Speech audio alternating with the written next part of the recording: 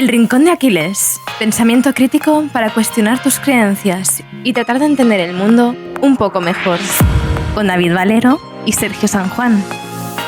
Puedes conocerles mejor en elrincondeaquiles.com.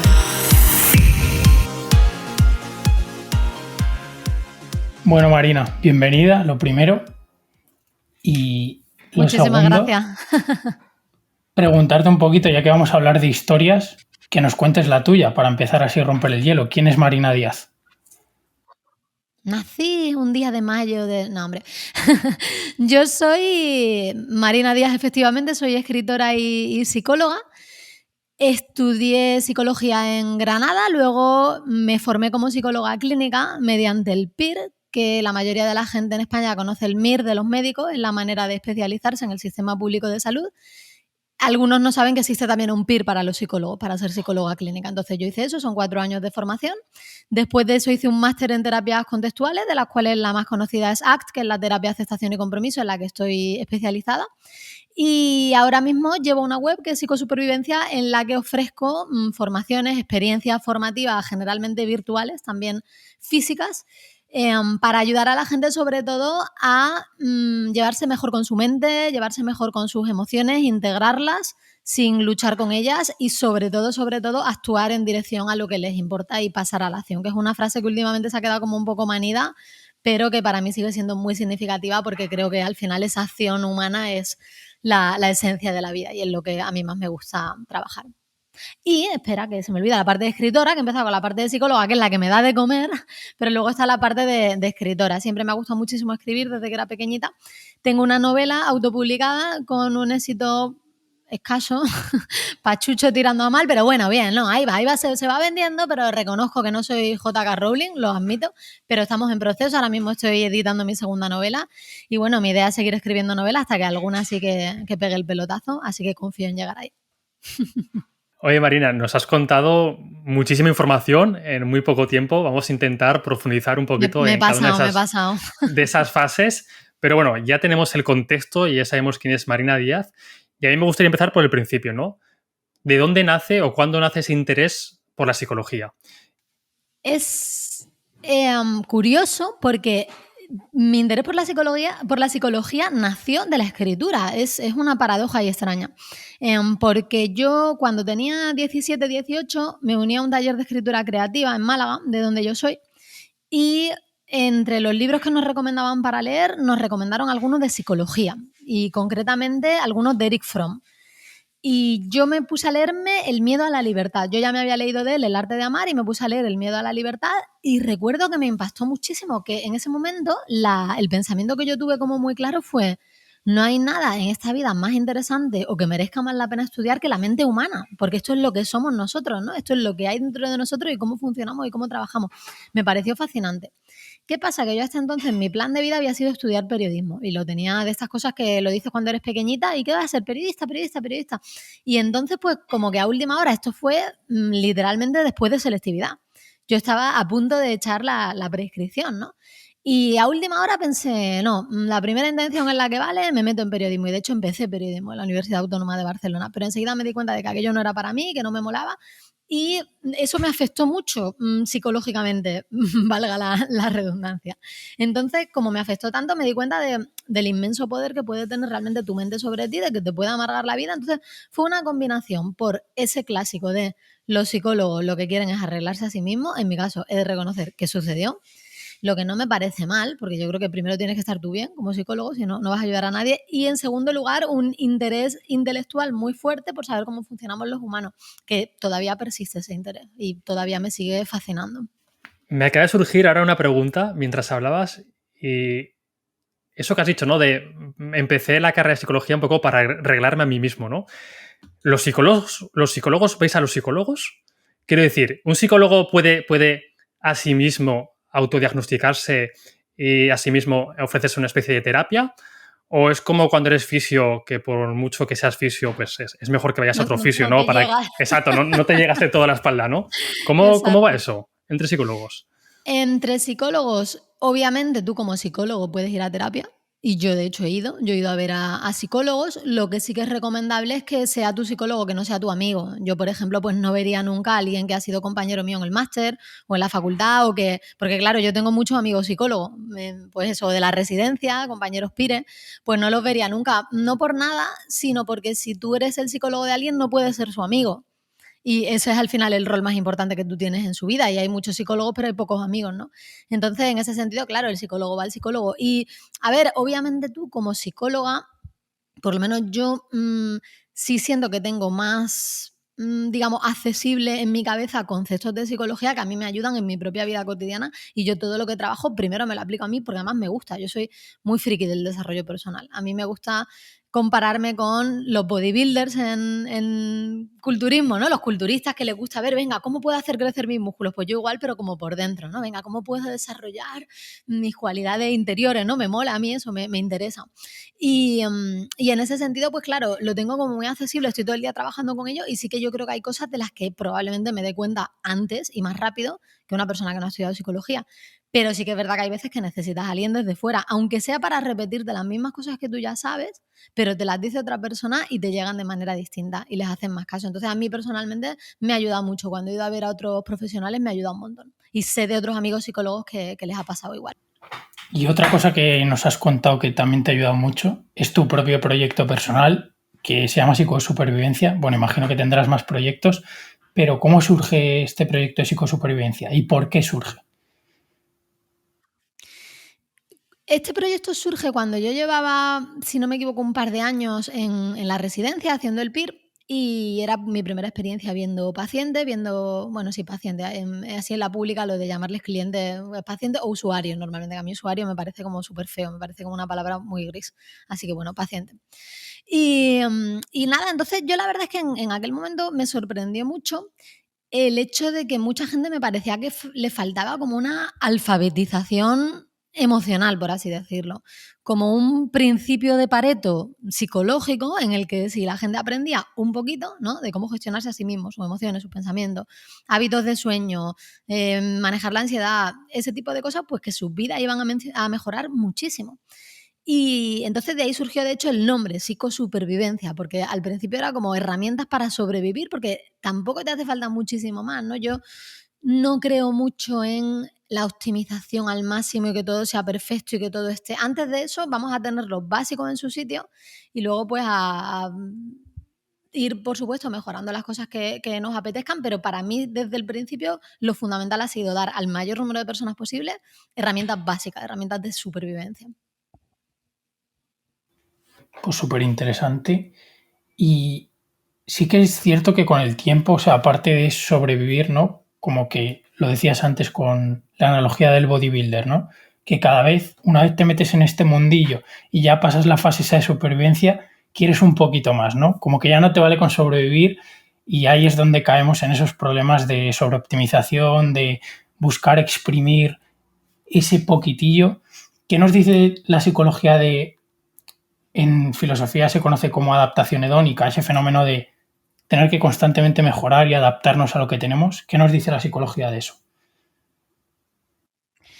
Si no me equivoco, yo por lo menos el concepto de adaptación hedónica ya lo conocía. No sé si también se maneja dentro de la psicología. La verdad es que no lo sé porque la psicología es una rama del conocimiento extremadamente amplia y bueno, muchas cosas que os comente a lo mejor me las sé de la carrera y no las he vuelto a tocar. Y eso fue ya hace un tiempito. Dicho esto, efectivamente uno puede observar muy claramente y de hecho recuerdo que cuando estudiábamos las emociones, una de las cosas que aprendíamos era las emociones negativas son más intensas y duran más que las emociones positivas. Las emociones positivas terminan antes.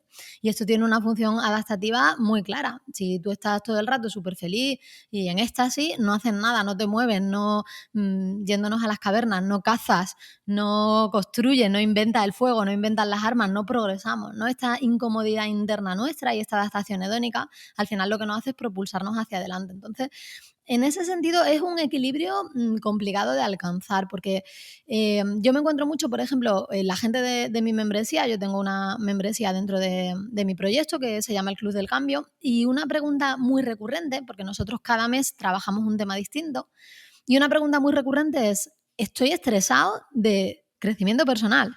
Es como tengo una lista de quiero levantarme temprano, meditar, hacer yoga, hacer deporte, quiero quedar con mis amigos, cuidar a mi pareja, escribir un diario de gratitud, estudiar y aprender otro idioma, todo esto y estoy estresado. Siento que en mi vida, yo le llamo eso la gincana del desarrollo personal, ¿no? Que te levantas por la mañana y tu día es como una serie de pruebas una detrás de otra. David está poniendo cara de Me suena, ¿no? Me suena lo que me dices. Exacto. Entonces, en ese sentido, pues, sobre todo el tipo de persona, claro, se da la paradoja de que el tipo de persona que se interesa por esto, somos los más interesados y los que más queremos mejorar. Entonces sí que hay que encontrar un equilibrio. Y a mí me gusta mucho, pues yo qué sé, a ver, puedo deciros mil cosas porque es algo que trabajo mucho. Un concepto que estoy trabajando últimamente y que me gusta es el de se puede hacer todo, pero no todo a la vez. Entonces, de las distintas áreas de tu vida, elige una o dos para darlo todo y el resto encuentra cuáles son tus niveles de mantenimiento en ese momento, ¿no? No quieras que todo esté al 10. Ten algunas cosas al 5 o al 6 y luego con algunas ponte al 10. Y me parece que poquito a poco, sobre todo si uno es consciente de ese problema y es consciente de que no le funciona, poquito a poco se pueden ir encontrando estrategias para ese equilibrio.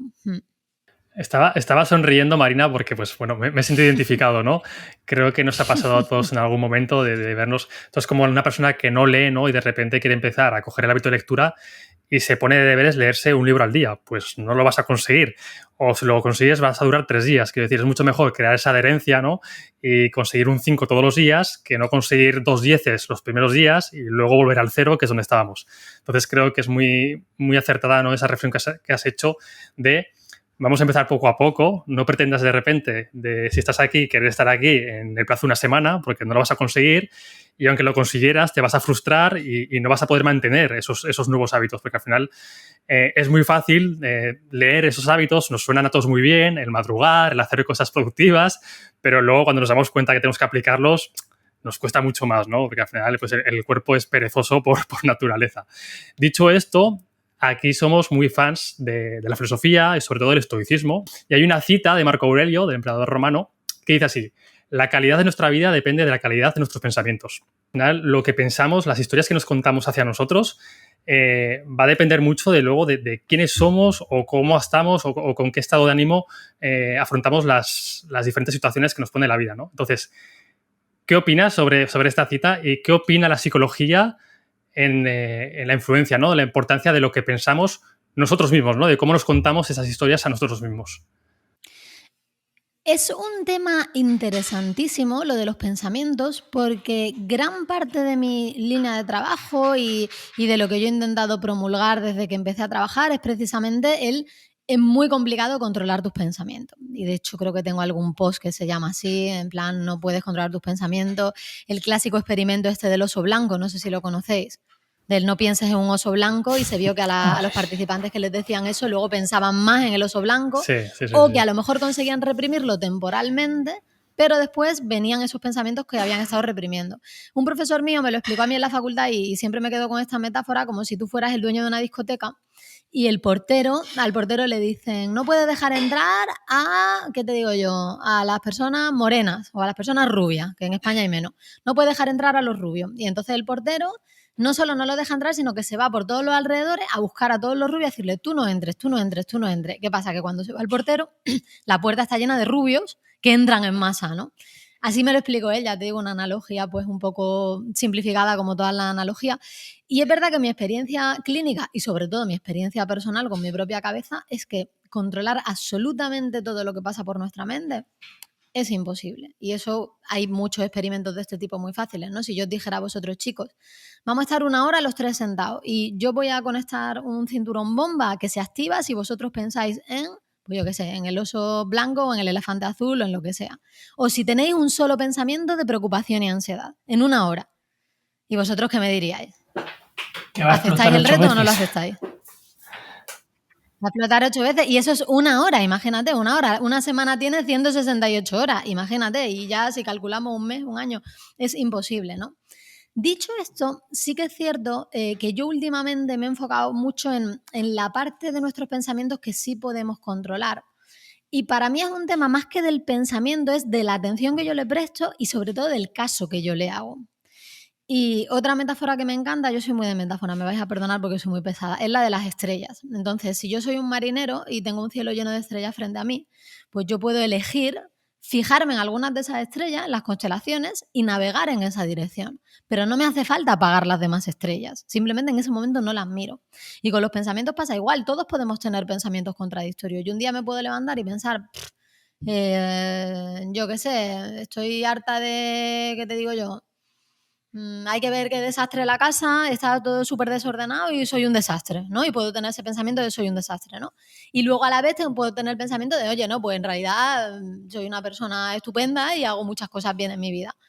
¿Dónde quiero mirar? ¿A qué le quiero hacer caso? O a lo mejor el pensamiento al que yo le quiero hacer caso es ¿qué puedo hacer para que mi casa esté más ordenada? ¿No? Y ahí ya vamos cambiando a pensamientos más pragmáticos, más útiles, más orientados a la acción, pero sin necesidad de luchar con ese pensamiento soy un desastre, porque es un pensamiento absolutamente natural que todos tenemos y si aspiramos a que todos nuestros pensamientos sean puros y buenos y constructivos y útiles, entonces la llevamos clara porque nos vamos a pasar la vida luchando.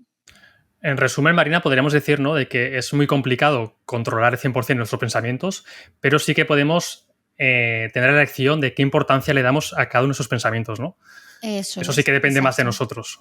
Uh-huh. Eso es, exacto. Entonces, en ese sentido sí que se puede hacer mucho trabajo de reencuadrar, de alimentar, de engordar ciertas rutas neuronales nuestras de cuando nos sorprendemos teniendo un determinado pensamiento, en lugar de hacerle caso, observarlo, dejarlo que esté ahí y ver hacia dónde nos podemos orientar. Ese trabajo sí que se puede hacer. Y yo quería preguntarte, Marina, por tu experiencia como psicóloga, sin decir nombres, pero si has tenido trato con algún paciente que te haya enseñado hasta qué punto te pueden empoderar o limitar las historias. Si puedes contar la historia sin quitar el nombre o cambiando algo, para que la gente se haga la idea un poco de hasta qué punto las historias que te cuentas pueden influir en tu vida. Pues mira, me viene a la mente un ejemplo muy bonito de una persona con la que trabajé y cambiando mucho los datos. Era una persona que había estado cuidando mucho tiempo a un familiar enfermo. Y este familiar había fallecido justo cuando mi paciente no estaba en la habitación.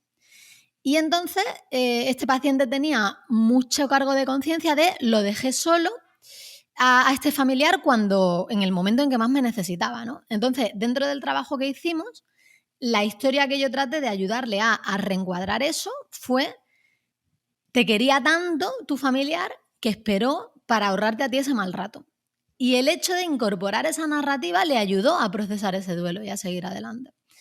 Otra historia que me viene, que no es tanto una historia, sino que es un ejemplo así como súper rápido, yo vi también a otra persona en urgencias, porque nosotros hacíamos guardia allá en el hospital y bueno, por supuesto lo que te llega a urgencia es pues lo más grave, ¿no? Y era una persona que había hecho varios intentos de suicidio. Y yo recuerdo que me dijo, es que llevo un tiempo intentando matarme y no lo he conseguido, y yo como que el reencuadre que le hice allí fue, quizá no lo has conseguido porque no te quieres matar en realidad. Quizá eso es una parte de tu mente que te está salvando de matarte. Y como que le hizo mucho clic también. Entonces, estos son dos ejemplos muy pequeñitos, pero esto que se puede hacer con un acontecimiento puntual se puede hacer con toda la historia de tu vida, con todo lo que te ha pasado. Todos nos podemos contar nuestras historias de maneras más constructivas y más empoderantes. Y es algo muy, muy potente. Entonces, sabiendo que las historias nos pueden influir tanto, ¿cómo podemos contarnos mejores historias a nosotros? Es una muy buena pregunta y es una muy amplia pregunta. Yo diría que el primer paso es ver qué historias te estás contando ahora, porque si no sabes qué historias te estás contando ahora, va a ser muy complicado que te cuentes historias mejores, ¿no? Uh-huh. Entonces, pues no sé, a lo mejor alguno de vosotros, que llevo yo mucho rato hablando, alguno quiere compartir alguna historia que se cuente y que sienta que no le empodere. No tiene por qué ser algo súper personal, puede ser algo relativo a, yo qué sé, pues al desorden o al que no se me da bien hacer X o cocinar o lo que sea, no sé, algo así. No sé si os animáis. Pues mira, le dejo a Sergio, que siempre soy yo el que da mal y el que habla mucho. Que se pringa. Pues por decir lo que acabas de decir de cocinar, yo me considero, y es la historia que me cuento ahora que justo me lo has dicho, un cocinero pésimo. O sea, saco la sartén y ya está. Y la olla para cocer macarrones y arroz, si acaso. De ahí no me saques. Como decía una amiga mía en la universidad, decía, la pregunta no es qué hacemos de comer, la pregunta es qué le echamos a la pasta. ¿Y por qué crees que no eres buen cocinero? ¿Qué razón te das? pues que no le doy la importancia y el tiempo que se merece al acto de cocinar en sí. O sea, que tengo ese tiempo lo uso para otras cosas y, hombre, mi abuela y mi madre cocinan mejor y aprovecho eso también.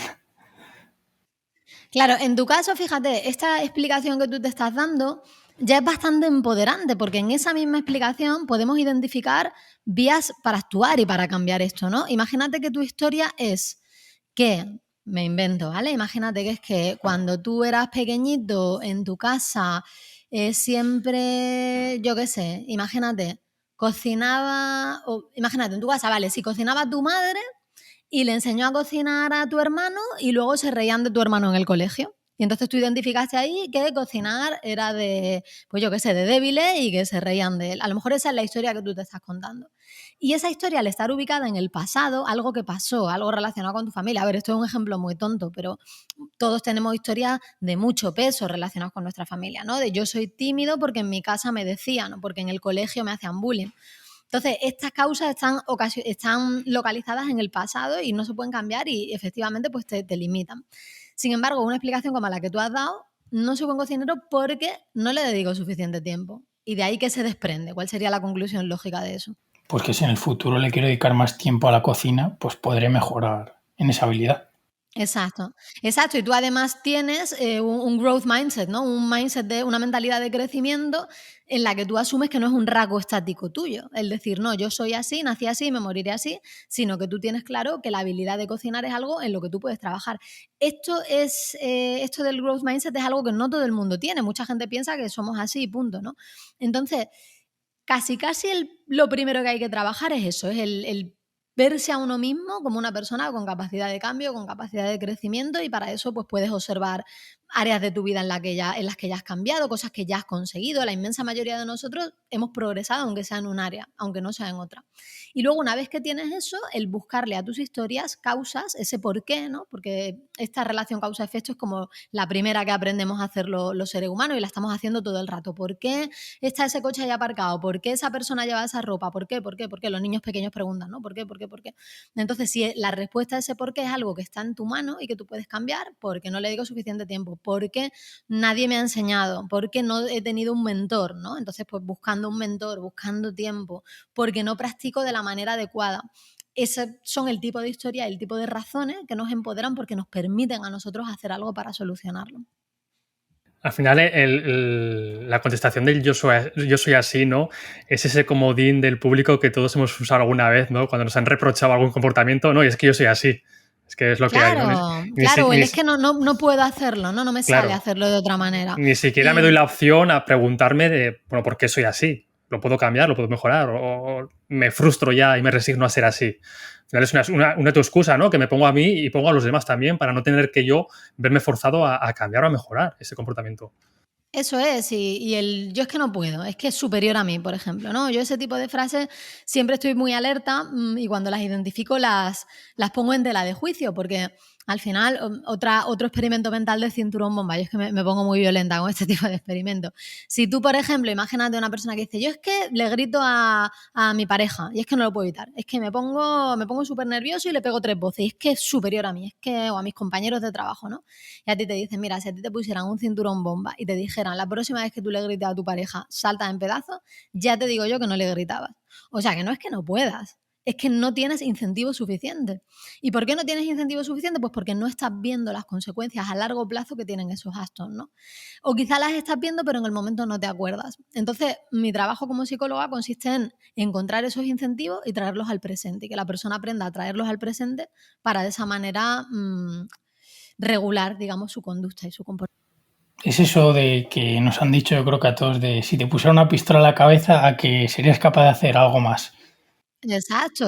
Hablar en público, pedirle salir a la chica que te gusta, aprender idiomas. Claro, si tuviéramos a un familiar secuestrado o la pistola en la cabeza, todos lo haríamos. Lo que pasa es que en ese momento no lo tenemos y entonces dejamos que nuestros pensamientos y nuestras emociones y sensaciones sean las que dirigen ahí en vez de hacerlo nosotros. Yo quería preguntarte una cosa ya de opinión personal. Creo que esto puede salirse un poco de la utilidad para la gente, pero quiero saber tu opinión. Yo soy muy fan de Taleb, no sé si le conoces. Nassim Taleb, y tiene un concepto que se llama falacia narrativa y que va un poquito en contra de estas historias, porque él critica mucho como que siempre le buscamos una historia a todo e intentamos racionalizarnos y justificar todo con una historia. Entonces, esto ya a nivel de opinión, si crees que la vida tiene algo de azar, de suerte, o todo se puede explicar con una historia. O sea, ¿hasta qué punto tú dirías, vale, hasta aquí ya las historias yo no las compro? Por supuesto, ninguna historia es verdad. Y eso es algo que yo trato de dejar a la gente súper claro. Efectivamente, todos son narrativas que nos montamos y todo se puede contar de manera distinta. Y las narrativas están en todas partes y en ese sentido hay que prestar mucha atención porque hay muchos elementos de la vida que la gente explica con narrativas, ¿no? Pues como, por ejemplo, no sé si os interesa el tema de la nutrición, a mí es un tema que me interesa mucho y es un tema en el que abundan las narrativas de todo tipo, ¿no? Por ejemplo, es mejor ser vegano porque estás comiendo alimentos vivos y no estás comiendo animales que además, como han sufrido, ese sufrimiento te lo estás comiendo tú. Eso es una narrativa. Eso no hay ningún mecanismo ahí neuroquímico que lo explique. De la misma manera, para que no se me enfaden los veganos, que si tú dices, no, tienes que ser paleo porque la dieta de nuestros ancestros era la dieta paleo, eso es otra narrativa. Entonces, hay que tener mucho cuidado. Y eso no quiere decir que funcionen una dieta u otra, que a ti te puedan sentar bien o mal, pero no te aferres a eso porque efectivamente son historias que has construido y que pueden sonar bien, pero que luego igual no son verdad. Luego igual a ti... Sí, dime. Sí, no, te cortaba porque al final son historias que forman parte de un marketing, ¿no? Y no tiene por qué ser un producto o un servicio, puede ser una idea como puede ser la dieta paleo. Puede ser una ideología, tal cual. Una ideología, es un movimiento, ¿no? Y ese marketing, te cuento una historia para que formes parte tú de esa identidad y hagas formar parte de ti, ¿no? De tu propia identidad, esa historia que te cuento. Exacto. Ahora mismo con el COVID, pues también se está viendo muchísimo, ¿no? Es como ninguno tenemos ni puta idea de cómo funcionan ni los virus, ni las vacunas, ni el ARN, ni nada. Y sin embargo, todos estamos aquí siendo capaces de predecir el futuro con cosas que son narrativas. O sea, estamos extrapolando cosas que sabemos de otros campos a un campo del que no tenemos ni puñetera idea. Y todo el mundo es capaz de decir, no, sí, está subiendo por esto, está bajando por lo otro, ¿no? Entonces, hay que tener muchísimo cuidado con eso. Y en ese sentido estoy totalmente de acuerdo con lo que tú decías, ¿no, Sergio? Dicho esto, mi posición respecto a eso es que, dado que siempre nos vamos a contar una historia, porque contarnos la verdad es imposible, tendríamos que describir molecularmente cada una de las cosas que hacemos y sería literalmente imposible, porque tendríamos que describir la curva que hace la mano de Marina en el aire al moverse y cómo se desplazan las moléculas. O sea, sería absolutamente imposible. Dado que todos vamos a contar una historia, esa historia más vale que nos empodere, ¿no? Más vale que esa historia nos sirva. Entonces, al final, para mí, yo en ese sentido soy hasta cierto punto relativista, no del todo, yo sí creo que hay una moral en la que nos podemos poner de acuerdo, pero sí que es verdad que yo lo que les digo más a mis clientes y a mis pacientes es, tienes que encontrar lo que te sirva a ti y lo que a ti te funcione y la historia que a ti en tu día a día te ayude a caminar hacia donde tú quieres ir. Iba a decir... No, dale, David. Vale, no, era respecto a esto último que has dicho, Marina. ¿No corremos el riesgo de esa forma de contarnos a nosotros siempre historias que nos justifiquen todo lo que hacemos y que al final sean historias hechas por nosotros, para poder dormir tranquilos todos los días?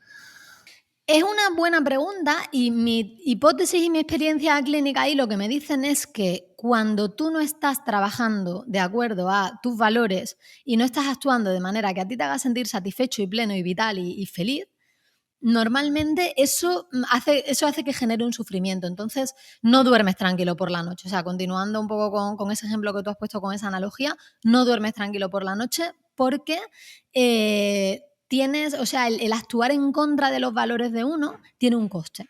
Lo que pasa es que muchas veces a corto plazo no nos estamos dando cuenta, pero a largo plazo se acaba teniendo un coste para ti y entonces mi trabajo en realidad es hacer a la persona ayudarla a darse cuenta de que en realidad no está durmiendo tranquilo por la noche. Que sí, que yo me estoy contando una historia que justifica Pues yo qué sé, mira, te pongo un ejemplo personal. Esto les va a encantar a mis oyentes habituales porque se ríen mucho de mí, porque yo siempre los ejemplos que pongo son del gimnasio, porque yo soy muy... Me gusta mucho el gimnasio y pienso que es súper Nosotros buena también, metáfora. Marina. Sí, bien, bien. Entonces, bueno, yo ahí con la pandemia me pasó lo que a tanta gente, que me cerraron el gimnasio y entonces pues como que mi ejercicio físico decayó muchísimo. A mí hacer ejercicio en casa me resulta imposible. Bueno, imposible no, ¿ves? No es imposible. Si tuviera la pistola en la cabeza lo haría, pero no me gusta, me cuesta muchísimo. Total, que yo me había mudado aquí a Costa Rica en marzo y no había todavía empezado otra vez a entrenar, aunque aquí había gimnasio, y yo me estaba contando 1000 historias. Que ahora mismo tengo mucho estrés, que mejor encontrar una manera de ejercitarme que sea sostenible aunque no haya gimnasio, porque si lo vuelven a cerrar, yo me estaba contando un montón de movidas. Y uno podría decir, te estás justificando. Claro, pero yo no estaba bien, porque no iba de acuerdo con quien yo soy, con mis valores, con lo que a mí me gusta, me aporta y me construye, el estar sin hacer deporte. Y en cuanto volví al gimnasio, me empecé a encontrar bien. En cuanto yo fui capaz de ignorar esa voz de mi cabeza y encontrar otra historia que me empoderara más, me empecé a encontrar bien. Entonces, en realidad, si tú te estás justificando, pero en el fondo no estás de acuerdo con esos valores, va a haber sufrimiento ahí. Porque el ir en contra de los propios valores, desde mi perspectiva y desde lo que yo trabajo, es una de las fuentes fundamentales del sufrimiento humano. O sea, al final al Pepito Grillo es muy difícil de engañar, ¿no? Sí, sobre todo porque fíjate, además, normalmente incluso las cosas que creemos que nos hacen felices a corto plazo, pues yo qué sé, los típicos ejemplos, ¿no? Comerme un donut, tirarme a ver Netflix, pues eso, echarme la siesta en vez de irme al gym, levantarme tarde. Incluso eso, si uno lo observa más detenidamente, generalmente tienen más la función de aliviar la tensión o la molestia, la incomodidad, que de proporcionarnos verdadera felicidad o verdadera satisfacción. Si tú piensas en la última vez que te pegaste una maratón de Netflix, por ejemplo, ¿no? Y terminas un episodio y vas a ver el siguiente y lo que tú estás sintiendo no es alegría y felicidad en tu corazón de ver a tu amada acercándose por las colinas. No, tú estás sintiendo esa tensión de quiero saber qué pasa, es como el mono de la droga, ¿no? Y ver el siguiente episodio alivia eso, pero no te está haciendo a ti un ser humano feliz y pleno y satisfecho. Entonces, cuando vamos muy microscópicamente, pasito a pasito, examinándolo con el cliente, se da cuenta de que efectivamente es así y entonces ahí es donde encuentras la motivación para cambiar. Cuando tú dices que realmente yo tengo en mi mente la idea de que el maratón de Netflix me hace feliz, pero no es verdad. A mí el maratón de Netflix solo me está sirviendo para quitarme el mono, pero luego enseguida estoy mal otra vez. Yo voy a decir dos cositas para añadir y ya dejo a David que haga la siguiente pregunta. Antes iba a decir la frase que escuché el otro día en un podcast, creo que de Shane Parrish, que decía que todos los modelos son mentira, pero algunos son útiles. Y creo que se puede aplicar a las historias igual. O sea, todas las historias son mentira, pero ya que todas son mentira, quédate con las más útiles. Que era un poco por que esa frase pueda resumir. Y luego también quería decirte que al final es, si cada vez te preguntas un por qué y luego a ese motivo que te das vas a un porqué, como que aumentas la escala temporal, ¿no? Y al final acabas respondiendo el porqué de tu vida, más a escala, a nivel de toda tu vida. O sea, el primer porqué, a lo mejor, ¿por qué ves Netflix? Pues porque quiero pasármelo bien. Pero ¿por qué te lo quieres pasar bien con Netflix? Y como que vas diciendo, vale, pues realmente es simplemente para aliviar una tensión, pero me gustaría hacer otra cosa. No sé qué opinas de Eso ese. es, sí, sí. No sé si lo usáis en terapia, el preguntar por qué muchas veces, pero para mí es una pregunta muy útil.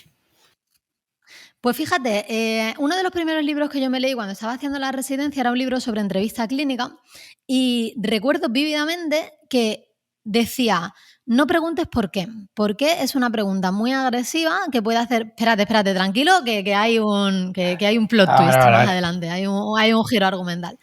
Y decía eso, que porque era una pregunta como muy invasiva y que entonces era mejor reformularlo, ¿no? Entonces, pues preguntar, ¿y para qué quieres conseguir cuando haces esto? ¿Cómo te sientes cuando lo haces? ¿Qué sucede cuando lo haces? ¿No? Hay un montón de preguntas que se pueden hacer dentro de la terapia. Entonces yo durante mucho tiempo evitaba el por qué como la peste, ¿no? Como una plaga. Sin embargo, hace algunos años fui a un taller con Maybe Sai y... ¿Cómo se llama? Maybe sí. ¿Cómo se llama el marido? Bueno, son los dos creadores de la terapia analítico-funcional, de FAP, que es un tipo de terapia contextual que tiene algunas variaciones. Y una de las cosas que decía ella, no, miento, de hecho eso no lo dijo ella, eso lo dijo otro ponente de ahí en la conferencia, que era Matthew Villate, que también es un brillante psicólogo y ha escrito varios libros de ACT y, en fin, es estupendo. Y él decía que él sí que preguntaba por qué. Y decía, yo pregunto por qué para saber cómo la persona se cuenta sus historias. Yo pregunto por qué para saber la coherencia narrativa de esa persona, cómo está construida y poder desafiarla. Entonces, preguntarse por qué, y yo de hecho, fíjate Sergio, yo te he dicho, ¿por qué crees que eres un mal cocinero? Y te lo he dicho así, ¿por qué? Porque esa es la manera más fácil de descubrir la historia. ¿Es la pregunta más útil que nos podemos hacer? Pues probablemente no. Probablemente sea mucho más útil preguntarnos, vale, ¿qué puedo hacer para cambiar esta situación? ¿Qué consigo cuando hago esto? ¿Para qué lo estoy haciendo? ¿Qué siento antes de hacer esto? Hay otro montón de preguntas, pero ¿por qué? Es una pregunta útil para identificar esas historias. Y perdona esta charla histórica que te he soltado, pero me parecía una pregunta muy, muy interesante, porque es algo además que se lo preguntan muchos psicólogos y el tema del por qué, ¿no? Y es como muy tabú, de verdad, es una cosa que muchos psicólogos evitan como la peste, pero que puede tener su función, como todo depende, todo es contexto. En uno de tus mails diarios explicabas la teoría del camping y decías, nuestra tendencia a quedarnos colgados con historias que no van a ninguna parte. Justo estamos hablando un poco sobre este tema también, ¿no? Que el victimismo muchas veces se fundamenta en nuestras propias historias, ¿no? Para intentar al menos dormir mejor por las noches. Si estamos atrapados en esa espiral de historias que nos contamos a nosotros mismos para justificarnos todo lo que nos pasa, pues no tenemos trabajo por culpa del gobierno, no tenemos trabajo por culpa de que hay mucho paro, pero al final es todo lo malo que me pasa a mí es por culpa de los demás. Porque mi jefe es un mal jefe, porque el gobierno es un mal gobierno, porque mi familia no hace X, porque mis amigos no hacen Y, porque mi pareja es así. Y al final yo, el pobrecito, no tiene culpa de nada y pues me va mal porque la galaxia, ¿no? El universo la ha cogido conmigo. Muy, muy famoso, ¿no? Este tipo de quejas en la sociedad. ¿Cómo salimos de esta espiral? Y lo más importante, ¿cómo se puede hacer ver a esa persona que está metida en esta espiral de justificaciones que no le llevan a nada? Uh-huh. Me ha recordado lo que dices también y no está súper directamente relacionado, pero lo voy a contar igual porque me parece muy curioso, que también las personas tenemos el sesgo fundamental de atribución, que es que lo que otros hacen mal es por un problema de carácter, pero lo que nosotros hacemos mal está justificado, ¿no? Entonces, por ejemplo, si alguien se salta un semáforo en rojo es porque es un gilipollas y un capullo, pero si me lo salto yo es porque tengo prisa, porque no lo he visto, porque me he despistado, ¿no? Entonces, efectivamente, pues todos tenemos este tipo de sesgo respecto a las causas que atribuimos, ¿no? Entonces, ¿cómo salimos de ahí? ¿Cómo le haces ver? A ver, yo primero diría, ¿cómo le hace ver a otra persona? Pues no se lo hace ver. Aquí es muy complicado y difícil hacer cambiar a nadie, entonces lo que tenemos que hacer es mirarnos nosotros a nosotros mismos. Y en ese sentido, ¿cómo me doy cuenta yo de que yo estoy metido en esa espiral? Eso. Que me parece importante matizar, ¿no? Porque en ese sentido hay muchos temas en los cuales la primera pregunta que te hace la gente es, mi amiga, mi primo, mi hermano, le pasa esto, ¿cómo le hago ver? Y es como, quieto paraba ahí, porque yo he tenido a gente pagándome literalmente para que le ayudara a cambiar y aún así es súper difícil y les cuesta un montón con que Al yendo final de una psicólogo persona, de si no está mercadillo. dispuesta a cambiar, eso es, que al final, como es la cita esta que dice, ¿no? Que el mentor aparece o el maestro aparece cuando el alumno está preparado. Que claro, por mucho que tú le des herramientas y por mucho que tú se lo pongas súper fácil, si esa persona no está en ese momento vital de querer ser más consciente y de querer cambiar a mejor o a lo que sea, pues poco se puede hacer ahí, ¿no? Tiene que ser de sí mismo. Pero por eso mismo, ¿no? Esa persona que quizás nos está escuchando ahora mismo a nosotros tres y se ha visto igual reflejada, ¿no? En plan de, hostia, pues si yo también me estoy quejando de todo lo que me pasa y creo que todo lo malo que me pasa es por culpa de este o este grupo, pues igual esa persona puede un poco quizás despertar esa conciencia o empezar a despertar esa conciencia y ver que realmente esa historia que se está contando a sí misma de víctima, pues visto desde fuera, desde otro prisma, pues igual no es como piensa que es él, ¿no? Esa persona. Sí, para mí el primer paso es saber qué historias te cuenta tu mente, porque la mayoría de nosotros estamos tan pegados a lo que nos dice la mente, tan fusionados, sería el término técnico, que no vemos más allá. Entonces, preguntarte qué me está diciendo mi mente. Lo segundo para mí es desapegarse al concepto de verdad, porque mucha gente te dice, ya, pero es que esto es verdad que hay pandemia, es que es verdad que el gobierno ha hecho tal cosa, es que es verdad que me han echado del trabajo, ¿no? Y vale, es verdad, ok, estamos de acuerdo, vamos aquí a un jurado, todo el mundo vota que sí, es verdad. ¿Y ahora qué? Seguimos estando en las mismas, ¿no? Y la tercera pregunta que es importante hacerse sería, ¿a dónde me lleva el seguir haciéndole caso a esta idea? ¿A dónde me lleva el seguir actuando según lo que me está diciendo esta idea? Entonces, sí, por seguir con tu ejemplo, el seguir actuando como que algo es culpa del gobierno a mí me lleva a esperar pasivamente a que el gobierno lo arregle. ¿Y qué tal te está funcionando? Pues mira, mal. Ya, pero es que si no, bla, bla, bla. Entonces la gente empieza a enredarse, ¿no? Con la metafísica, como yo le llamo. Ya, pero a ti concretamente, a ti, ¿esto qué tal te está funcionando? ¿Qué consecuencias está teniendo en tu vida? Entonces, pues ahí es cuando empezamos a indagar y a decir, pues mira, no me está funcionando. ¿Y qué otro pensamiento, un poco en la línea de la que hablábamos antes, qué otro pensamiento, qué otra historia, qué otras perspectivas, qué otras posibilidades puedes abrir que a ti te lleven a poder actuar en una dirección que para ti sea constructiva? ¿Qué otra pregunta te puedes hacer aquí? ¿Cómo lo puedes mirar de otra manera? ¿Cómo lo miraría otra persona? Con otra ideología, por ejemplo, incluso, ¿no? ¿O qué te diría un amigo si te viera? No sé, hay muchas preguntas que se pueden hacer ahí para desatascar un poco a la persona. Y yo, Marina, que me leí la 6ª edición del Club del Cambio, creo que le das un reenfoque al tema de los valores. La frase con la que lo defines creo que puede ayudar muchísimo a la gente y me gustaría si puedes profundizar. Te pongo un poco en contexto. Decías que pensemos en nuestros valores como los temas, ¿no?, que encabezan nuestra vida. Creo que ese enfoque puede ayudar mucho a la gente y sobre todo ayudarle a definir esos valores. Entonces, ¿podrías profundizar un poco en esa idea? Sí, concretamente este número del Club del Cambio, por dar un poco de contexto, el Club del Cambio, como decía antes, es mi membresía, y este número iba precisamente de reescribir la historia de nuestra vida, de construir la narrativa de nuestra vida.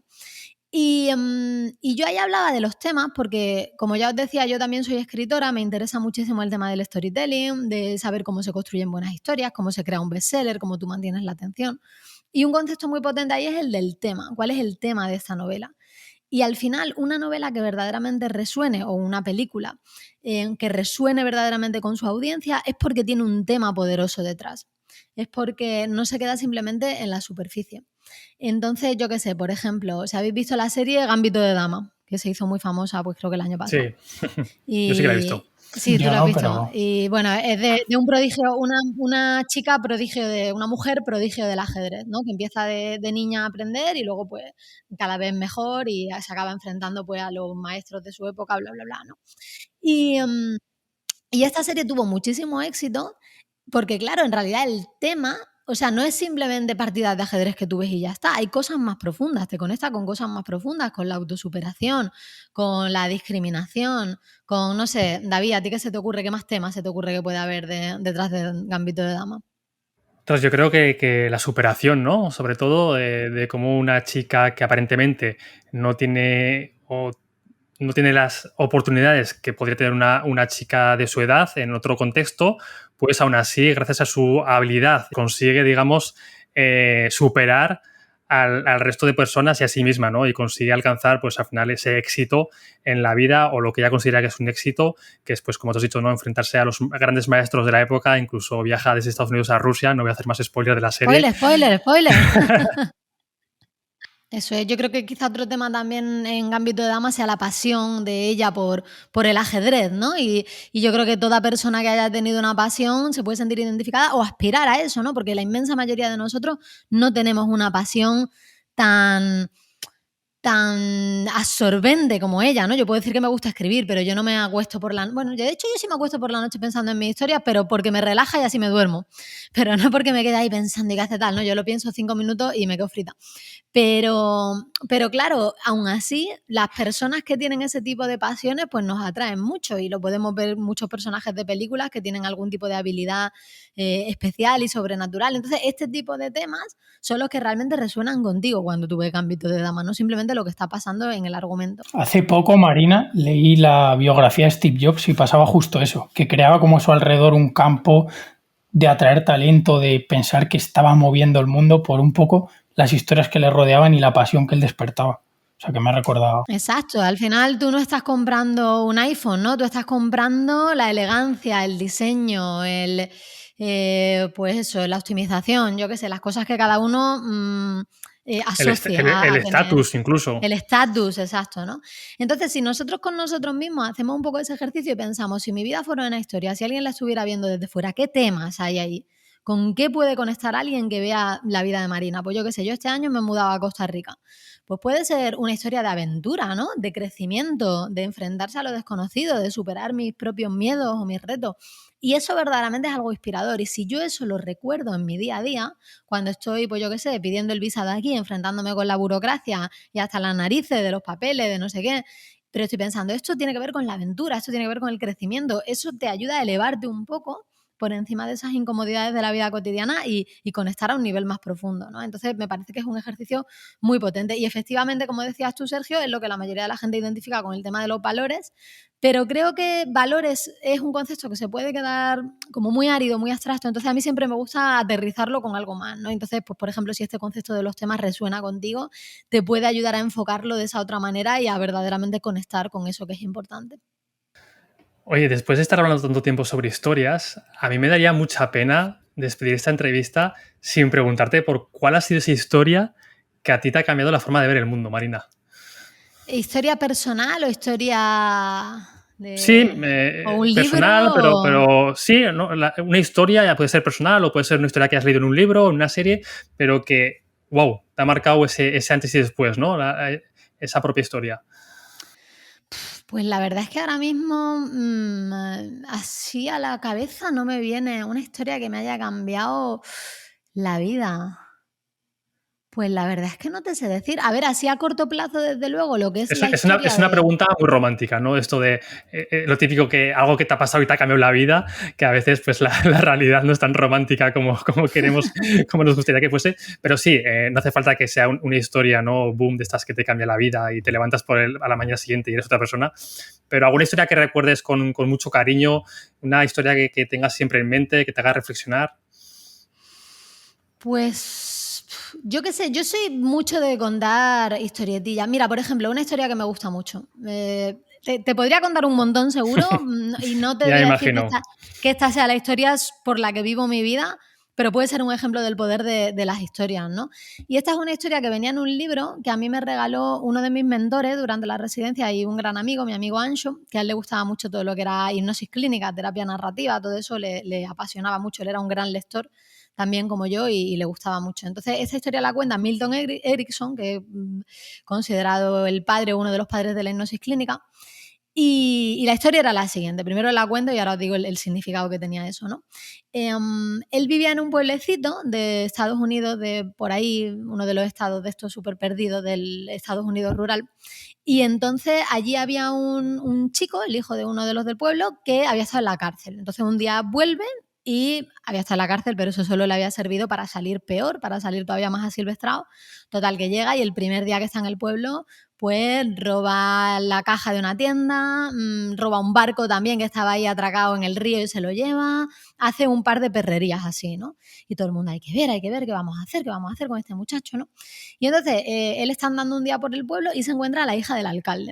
Y lo deslumbra, ¿no? Una mujer pues bellísima y con una elegancia al andar y, en fin, una maravilla, esto que se queda flasheado. Entonces se acerca y le dice, ¿vendrías conmigo al baile del viernes? Que todos los viernes hay un baile en el ayuntamiento. Y ella le dice, sí que iré si eres un caballero. Y entonces con esas palabras que ella le dice, pues él inmediatamente devuelve lo que ha robado, devuelve el barco, busca un trabajo, va al peluquero, se afeita, se corta el pelo, se compra un traje, la invita a bailar y se enamoran los dos y se casan, ¿no?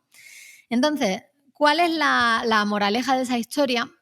Bueno, no sé si a vosotros se os ocurre. Está un poco orientada a terapeutas y psicólogos, no es tan obvia, pero no sé si se os ocurre y ahora lo cuento yo. Yo te diría así a voz de pronto que al final cuando tenemos algo por lo que cambiar, por lo que merece la pena, estamos dispuestos a cambiar, ¿no? Pero que tiene que ser un objetivo muy importante para nosotros y que de verdad nos marque. Yo iba a decir Eso algo es, al final parecido. es una Sí. historia, sí. Yo iba a decir eso, Sí. buscar fuentes de motivación en caso de que te falten para cambiar, encontrar un motivo o algo que te lleve a cambiar. Eso es, entonces, tal cual, o sea, es una historia sobre incentivos, tal y como yo lo veo, ¿no? Sin embargo, contada a un psicólogo, al final el corolario que le ponía a Erickson era, el cambio no lo haces tú como terapeuta, el cambio lo hace el paciente. A él lo único que le hizo falta fue esa frase de solo si eres un caballero. Y no le hizo falta que nadie le hiciera terapia, ni nadie le dijera, ni nadie le echara una charla. Solo el tú darle a esa persona un entorno y un incentivo suficiente como para que desentierre los recursos que tiene dentro, que era un poco la perspectiva que tenía Erickson.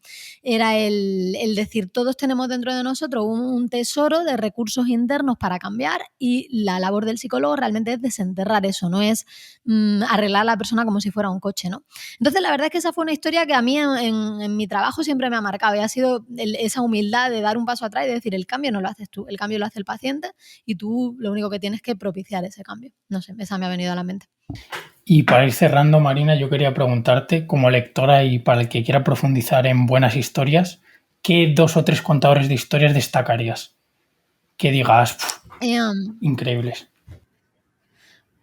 A mí, fíjate que ha salido antes de la entrevista, yo no puedo decir que sea fan de Harry Potter porque no soy fan, en plan de, sí, tal, yo soy de tal casa y tengo el merchandising, no, porque además ya soy mayorcita para eso.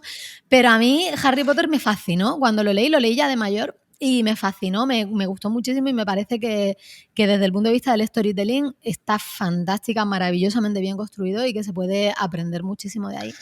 La verdad, no sé vosotros qué opináis, no sé si sois fans o... Aquí tienes otro fan de Harry Potter. A ver si convencemos entre los dos a Sergio para convertirlo en un Muggle. Yo no lo he leído todavía, yo tenía... pero no lo descarto. Yo tenía muchos prejuicios con Harry Potter, y por eso tardé tanto en leerlo. Yo siempre he sido una gran lectora, y de pequeña, cuando yo era, pequeña, adolescente, más o menos me pilló a mí Harry Potter, creo yo.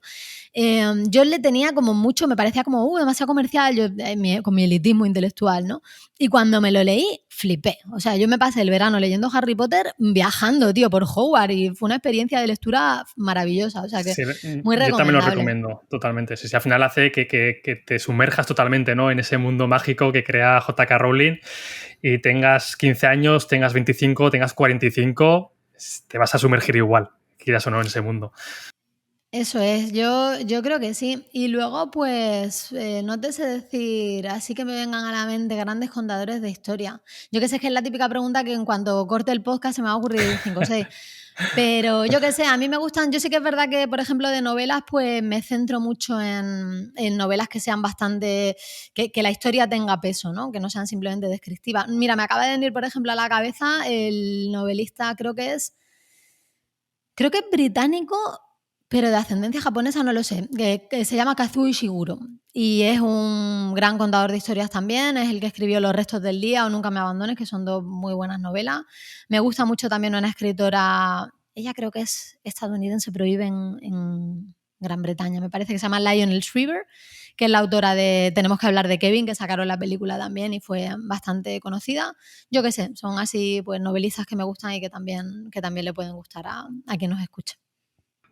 Pues muchas gracias, lo dejaremos aquí apuntado en los recursos y las notas del episodio.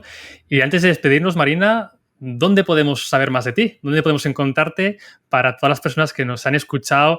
La gente que te conoce, pues bueno, ya tiene la respuesta a esta pregunta, pero esas personas nuevas que no te conocían hasta ahora, ¿cómo pueden encontrarte? ¿Dónde tienes web? ¿Tienes algún curso, algún libro? ¿Dónde podemos saber más de ti? Yo tengo mi web, es donde se reúne todo, no tengo redes sociales, así que me podéis encontrar en mi web, que es psicosupervivencia.com.